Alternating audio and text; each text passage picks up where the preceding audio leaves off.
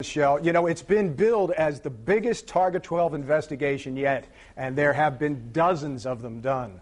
So that gives you an idea of just how big it is. It's more than 100 hours undercover surveillance that has resulted in a bombshell for an entire state division.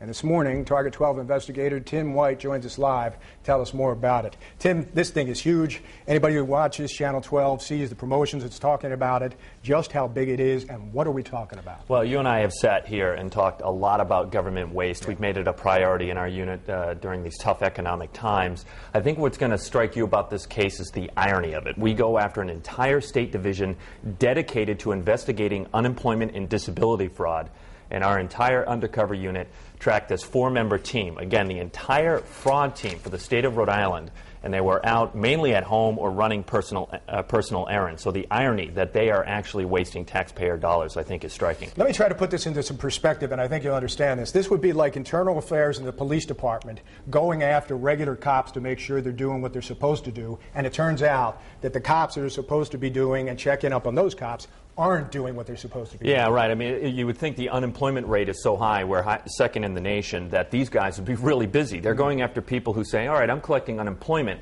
but I'm also working another job and kind of double dipping. That's who they're supposed to be investigating, and they're not.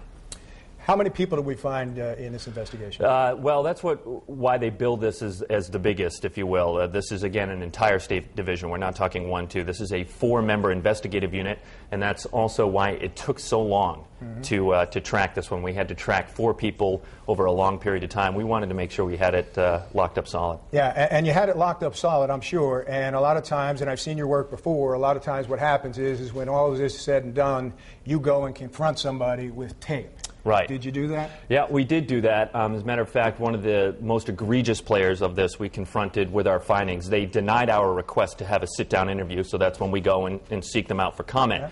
Then we went to track the other 3 people. Before we could get to them, they had all been escorted from state property, and the Rhode Island State Police have opened up a criminal investigation into possible charges of obtaining money under false pretenses. And obtaining money, how so? Well, if you're on the clock for the state of Rhode Island and you make X number of dollars an hour, these people make anywhere between $50,000 and $60,000 a year plus benefits, and you're not doing what you're supposed to be doing, you are stealing from the state. And that's what the state police are looking at based on our findings. You know, you've done so many of these stories over the, I've been here a year and I've seen at least 3 or 4 of these kinds of stories done that have been so incredibly embarrassing to the state and the departments that these people work for.